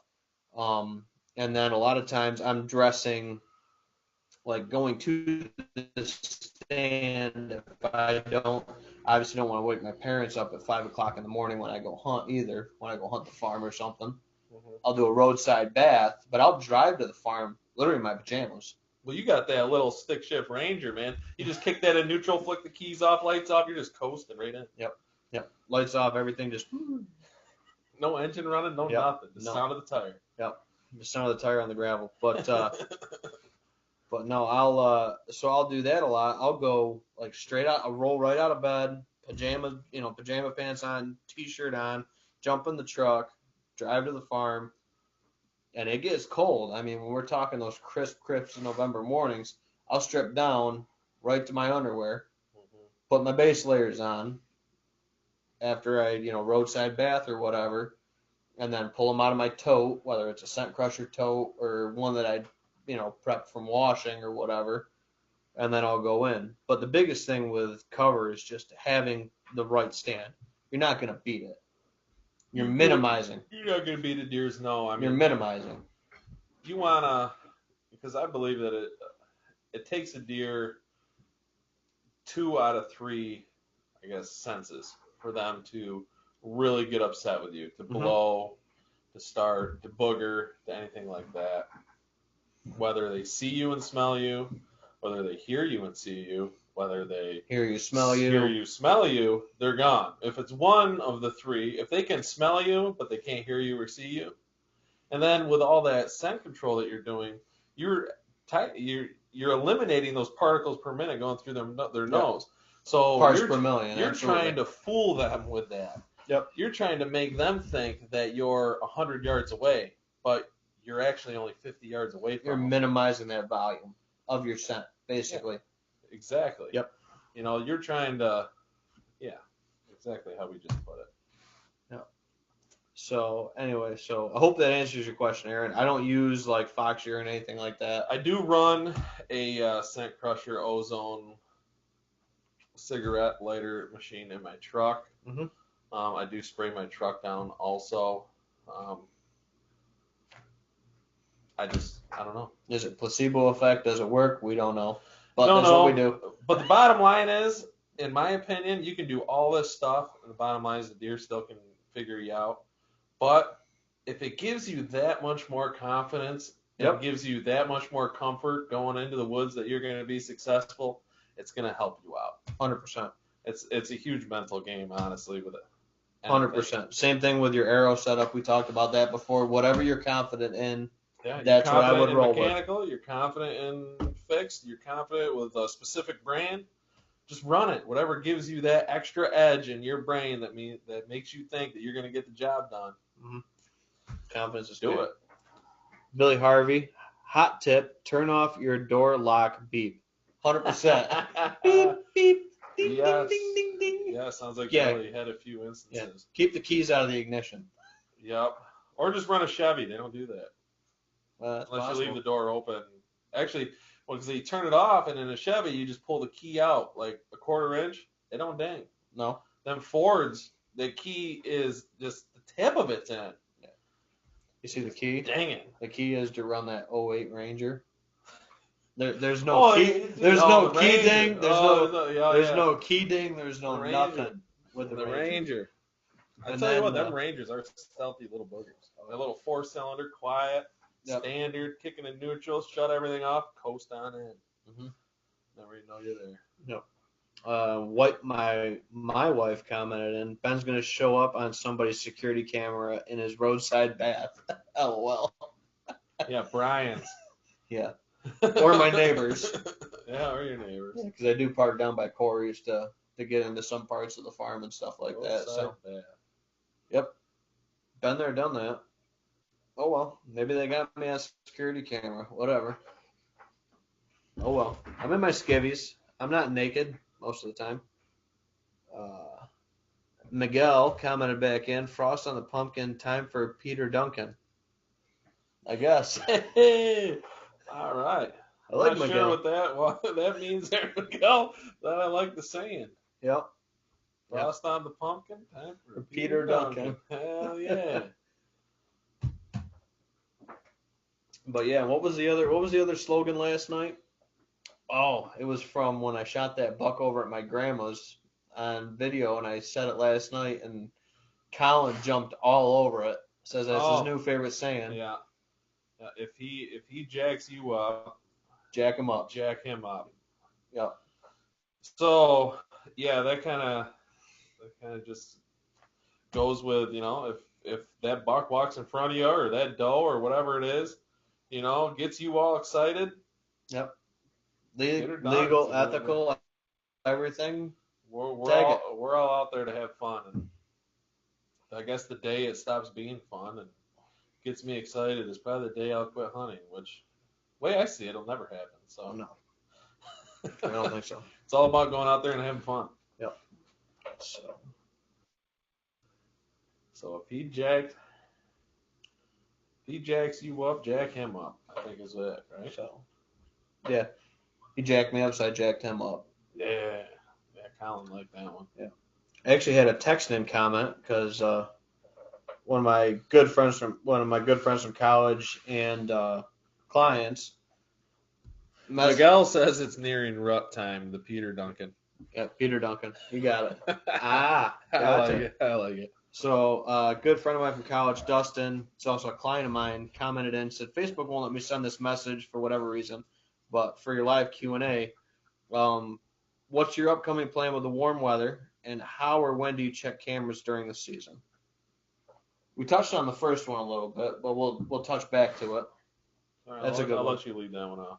So the warm weather coming up, I'm getting stuff done around home. I'm banking brownie points with the wife, missus, getting stuff finalized, getting ready for when, I'm just gonna go when this time's I mean, if right. you got the time and you want to be out there, just go out there and pick a smart stand. Don't go out there and blow your stuff up. Yeah, I would say if you're going out during the 70-degree time, don't sit your best stand. No, sit on the outskirts, sit on something. Observe, where the get wind's out there. Good. And you never know, you might get lucky. Mm-hmm. But, I mean, we like to talk about optimizing your chances. Yep. I wouldn't say going into your best spot on a 70-degree day is optimizing your chances. No. I would hold off a little bit if you wanted to go hunting. Or it's the only time you got. Yeah. Yeah, I mean, get it done because you never know. I mean, people are killing nice ones every day. Yep. But then again, I mean, and the warmer temperatures, if you're just out there for meat, just go sit a food source. Just hunt it smart and go sit a food source. You're gonna get something to come out there in the evening. Yeah. There's no question about it. Yeah. No, for sure. But if you got your mind on killing a nice buck and you want to get the nice buck, I wouldn't go busting in on your best spot. Yeah, not on the 70-degree day. Just take the patience. If you're looking to hunt this weekend, I would say be patient. It's hard because you only get so many weekends if that's all you get. I would look forward in that weather forecast and be like, Halloween weekend's going to be better than this weekend. So go do something with the wife or the kids. Go pumpkin picking, go apple picking, whatever. Or do some stuff around the house. Call up some buddies. Yep. Hang out, do a little grilling, have some hot dogs, hamburgers on the grill. Yeah, 70 degrees. Shoot, we'll be in shorts and a t-shirt compared to what we've been The having. pool's still open? No. Oh, right. We're not going in the pool. But so what was the second half of his question then? How and when do you check cameras during the season? During the season is when I'm hunting close to that camera. I do not walk all over the property. Just pick a random time. Be like, I'm just going to go pull all my camera cards today. Yep. I don't do that. To each their own. If I'm sitting near that spot, I will pull the camera. I guess the way a lot of my spots are set up is I have a stand. I have a camera probably within 30 yards of it. Sometimes there's a mock scrape. Sometimes there's a natural scrape. Sometimes I just got the camera set on a trail. But usually my cameras are set up relatively close within a reasonable walking distance. And I usually pull them when I leave. Yep. I don't. So, a friend of mine, my cousin, asked me to help him set up a stand. So I went out there and we looked at it and everything. We were like, he goes, this is the area I want it. He goes, where are you thinking that it should be? And we both agreed that it should be in the south end of that south hedgerow. And it kind of worked out perfect because he could just walk right down the farmer's driveway, right along the edge of a hedgerow. And then his stand was in a hedgerow. And then that hedgerow butted into a major wood block. So we set up a mock scrape out in about 30 yards away from his stand, out on the edge of the major wood block where we were thinking most deer traffic would walk by. And we set his stand up and we had a nice little access trail on the back side of his stand. So when he wanted to check his camera, don't check your camera or you're not walking out into the field you're hunting. Yep. you can come in behind that hedgerow, and them deer that are out in that field already when you're hunting, Yep. you can actually get a visual like halfway through that hedgerow before you get to your stand Yep. of like what's out there. Mhm. And then if there's nothing out there, then hop up in your stand. Yep. Well, he gets out there and he decides he's going to go hunting. And he walks straight out into the field, checks his camera, and then climbs up into a stand. And I was asking him, I said, why would you do that? He goes, what do you mean? I said, we cut an access trail. I said, why would you walk out into the middle of the field you're hunting? Expose Yourself. Anything Mhm. that was out there, whether you saw it or not, gone because you just exposed yourself to the entire 3-acre field, whatever it was, is like a 3-4 acre alfalfa field. Yeah. But I got talking, he's like, wow, that does kind of make sense. I was like, well. So this is something I've heard. I think Jeff Sturgis said it. Imagine hunting deer like they had guns. How would that change how you hunt your property? Well, That would change a lot of people's way they hunt their property. There would be a lot less hunters. There'd be a lot, yeah. That's a lot less. That's a life or death situation there. No, but like you said, that boils right back to that comment with laying that spot out. Why would you jump right out into that field when you have the access? You have the option to do that. When you're leaving. Yep. That's when you expose yourself. Yep. Nothing's out in the field. I'm leaving. Go out, grab a card. It's 30 seconds tops. Get back through the hedgerow. Out you go. Nobody's none the wiser. Mm-hmm. Rather than going there right before light or right before you sit that night, jump out in the field, check your card, then get on your stand and keep going from there.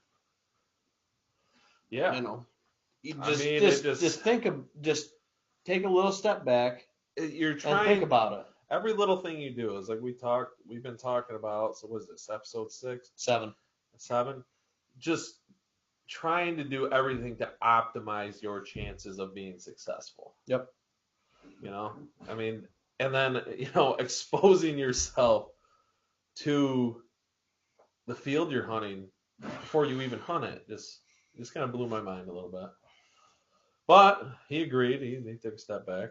Yep. And it's always learning. I mean, doesn't matter if you've been doing this 1 year or, 20 years, 30 years, whatever. I think you should learn something. Not necessarily every but every season you should learn and grow kind of as a hunter. To be getting, to make yourself better. Mm-hmm. For sure. But I know we're closing in. We went over that hour and a half mark. We're about an hour 46. So I don't think we have any more questions, but so you think that answered his question there on the? Yes. So just to tie off on Dustin's question that he commented in on with when you check your cameras, like you said, it's when I'm going into a spot. So there's 3 times that I use for an example. This is for the non-cell cam users? Yep. Like us, like some of the people, but I know a lot of people use cell cams now, so it's different. So it's when I'm coming out of a spot, maybe when I'm going into a spot, like you said, it depends on the situation. If I get on the edge of a food source and I can see there's nothing in it, I might run out 10 yards, grab the camera, get back. It depends. You know what I mean? It's all situational. Second time, tracking a deer on that section of the property. Whether it's I'm tracking it, a neighbor's tracking it, if we're putting that pressure and intrusion into an area, This is all during season. During season, yeah. It's different. That's the second time, and then the third time is weather extremes. I'm talking 40-mile-per-hour winds, torrential downpour rains. If you want like a big full pull of a property, 40-mile-per-hour winds. When the deer are laying safety wise, I don't recommend going out into the woods in 40-mile-an-hour winds. But if you want to pull your cameras, yep, by all means, if you feel safe. But that's it. That's my 3 times: is exiting a stand, tracking deer, and then extreme weather. And when I'm talking extreme weather, I'm not talking quarter-inch rains, pitter-patter throughout the day, kind of like we've been having. I'm talking like inchers, where you're getting like quarter-inch, half-inch an hour kind of rains. like where the deer are really hunkered down and you can put your fucking rain gear on and just be like, all right, I'm just gonna go grab a couple cards. Yeah. Those are the extremes. The other ones I've done in the past is like we did. So this is really dating, you know, the process of how we've approached the management on our property. Me and my dad used to go out on the four-wheelers, Nate. I kid you not, back when I used to live at home and was in high school and stuff like Now, that. that brings up another point: the four-wheelers. Four-wheelers. If you have the chance to pull your cards on a four-wheeler, do that instead of walking. Yeah, I would say that's definitely less intrusive. Not that, but either way, go back Yeah. to your story. So me and Dad, we used to walk and four-wheeler back when I was like high school and college. We used to literally, because this is before we started even thinking about carrying 2 cards per camera and swapping them. We would go, I kid you not, with a backpack and a laptop into the field, put the little USB cord in the camera, put the USB cord in the computer, and sit there at 11 o'clock at night and go through cameras at the camera spot. Oh my God. So, and those are great memories, you know. And then like obviously on camera 3, the laptop would die. Just, you know, that's how it was. But that's what it was back in like 07, 08 when cameras were kind of really first coming on to the digital cameras. Not the go, you know, get your film process, that kind of camera, but the digital ones. I think you were still a little behind. You guys were still a little behind the 8 ball with that. Just a little. But yes, Yep. yes. I think you guys could have done things a little more advanced in 2007, 2008. But Yeah. I know Brian. It was all good.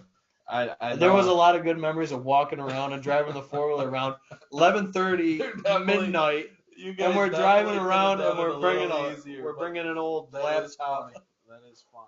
bringing an old laptop out there and plugging a cord into it. I in the wish I camera. was doing that in 2007, Yep. 2008. No, it's good stuff. It's Yeah, good it's stuff. definitely a little different situation between. Dustin texted back, said, "Awesome, thanks guys for getting to his questions about checking Derek. cameras." And then Derek commented in on the YouTube. Number 1 commenter coming in late to the party. Derek, it's the most potato. That's the most potato shit ever. So my dad. Yeah, that's what I'm saying, Derek. I'm like, we're past the turn of the century here. I'm like, these guys are out there. Putting a cord up into the camera, putting it to the laptop. That's Did how you we borrow the laptop from the school? Was no, it like no. It was a I don't even know if, no, that laptop is probably long gone by now. But no, we used to literally, like I said, go around and we used to check cameras that way because there was a USB port on the camera and one on the computer, and you used to run it through with the cord. And yeah, we would do it, you know, in the middle of the night. That's a good point there. So Miguel with a good comment. Also having an extra battery tray for easy swapping of batteries. Pop one out, pop one in, already loaded with batteries real quick. No, that's huge. I mean, I like that a lot. I like the quicker in, quicker out. I like Yep. that. Miguel, that's a good point. I like your comment. Yep, that's what I like about. So I sit there and fumble with them freaking batteries. They fall on the ground. Or Ben was helping me with one the other day. We went out. I forget what we were doing out there.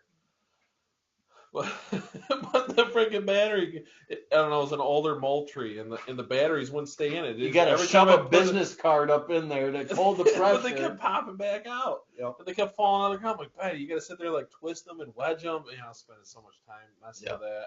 Miguel, good comment. Yeah, so that's what I like about the Exodus cameras that I run. Most of my cameras now are those. I have spare battery trays, and like he says, I can go in there and have it in like my hand muff or a pocket of my pants when I check it and be like, oh shit, the camera's like at 20% or maybe it's dead. I'll pop the tray out, put a new fresh tray in, and I'm out. So that's a great In point. and out is the best way to be. Great point. Don't be hanging around. Yeah, the quicker you can be in and out, the better. You know, for the hunting side of it. Derek says, yeah, you bought your generator and a desktop. I wouldn't put that past Brian. Yeah. He is a what's the word? MacGyver. Yeah. Brian is a MacGyver. He will figure it out. Yeah. Oh, 100%. Without having to spend $1, that guy will figure it out. Yeah. But no, he asked me to print him out some pictures of all these, all the bucks and stuff like that on the different properties, so he knows what to look for. And I told him, I was just like, get back to the jack you up, jack 'em up kind of thing. Yeah, it's been a handful of years plus since my dad's killed a buck. First good one walks out. Like, I'm really surprised he didn't take a shot at, double wide. That's 35, 40 yards. Yeah, it was I think he's 45, I think he said. That's a poke. I do give him, but that's where the experience comes in. 45 is a I poke. shoot every week before season. Like, when season ends, you and me both do. We do it together. Mm-hmm. We shoot every week, if not every other week, leading up to the next season. Yep. And I tell you what, at 45 yards at a live animal, it's a different ball game. That is a tough poke, especially, if the deer's calm, maybe. Mm-hmm. But if that deer is on alert, hell no, I ain't pulling that. No. The deer's gone. I'm gonna miss him or wound him. Yep. Because he's gonna turn something funky. No. Farthest I've shot a deer with a bow was 42. I shot a doe one time at 42, and I don't think I'll ever shoot that far again. I mean, if I feel good and the conditions are right and the deer's super calm. Confidence, going right back to your confidence, and gotta be confident. If it even crosses your mind that it's not gonna be that, don't take the shot. I've messed up so many times with my bow. It's ridiculous. We all have. So going back to that and confidence and everything, and I just like the 30 and under, man. I really like that number, that 30 number on a live animal. Yeah, put pin 1, pin 2 on it and send it. Simplifying. Yep. Absolutely. But yeah, no, I love Derek's comment. They're the average guy. Yeah. What's that? I love Derek's comment. You bought your generator and a desktop. I don't even think my dad knows what a desktop is. Or a lap. Well, he knows what a laptop is, but not a desktop. He's thinking about up on top of the desk, desk. With a monitor and a column and everything. Yeah. All ratchet strapped to the 4-wheeler. Yep, taking it out there. Yeah. With a generator. Being real stealthy. Yeah. But no, that's how we started doing it. And I mean, it's all about learning, progressing, doing everything. And then all of a sudden it was like, why don't we just pull a card and put another card in the camera? And then all of a sudden it's just like, yeah, why are we taking a laptop out there and sitting there for 20 minutes going, flipping through it? Because Brian didn't want to buy another card. That's possible. That's possible. Or nobody was talking about it. I'm busting on Brian too much tonight. Brian, I love you. I'm sorry. Yep. Maybe the next episode's at Brian's house. Oh, God. Yeah, maybe we should do one at Brian's house. But would Brian want to go on here? I don't know. I haven't asked him. He comments in. Well, he has your mom comment in. Yep. Is Brian tech savvy? No. That makes sense. Yep. So my wife says one of those projectors on a cart from grade school. Oh, with the transparent sheets. Oh my God. The projectors. Projector. Yep. No. But no, I think that's a really a good episode. Absolutely for this, and I think we're getting longest one I think we've ever done, dude. We're right on the 2-hour mark. So we're on 2 hours, really? 2 hours. Doesn't seem like it, does it? Well, hang on. We're gonna end it with me and little Owie with that. So with my kill. Derek's comment: laptop on a table equals desktop. Right. That's what we're doing right now. We got a meat cutting table, a laptop set up on it, and that's the podcast for Whitetails and Whiskey. And we're gonna leave you guys with the picture of the night. I gotta say, I am one proud papa. I got a picture with my little man. Baby Owen Nate's first harvest of the year. Nice mature doe. And if you can't see it, he's got his little deer hat on. Absolutely. The wife set that one up. Wow. But yeah, I want to thank all you guys for tuning in. Absolutely had a blast tonight doing this. I mean, we had Clap out here. Dawn was out here. Liza's out here. Obviously, Owen was out here. Well, it's the party shed, so people randomly just kind of come in and out. Oh, yeah. Connor's probably sitting out there waiting for us to finish this before he comes in. Well, I didn't see no lights slow down out the window, Yeah. but one more shout out before we go. This is my cousin Julia. She got her first bow kill. She's 13 years old, and according to my uncle Josh, she did not want to go out in youth season and kill one with her gun because she said that's what all the boys do. Yep. She said she wanted to kill one with a bow. So this is Julia. Congrats. First bow kill because guns are for boys and sissies. That's basically what she said. She's a tough little girl, and congrats to her. 100%. There's your shout outs of the night from the Skin and Shed with Whitetails and Whiskey. Derek says, love you guys. Sorry I was late. Have a good one and a beer for me. Like always, Derek, we'll catch you later. Will do, man. Thank you all for tuning in. We appreciate this. It'll be up on the YouTube channel. We're trying to really grow it over there. Got the call-in with the Bullhorn app. Facebook was moving like always. Yeah, Just a good episode. I think it was fun. I mean, the first one in the deer shed. Mm-hmm.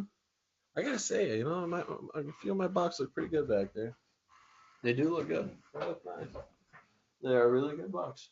Not bad. Alrighty. Well, thank you all for tuning in. We appreciate it, and we'll catch you all next time. See ya.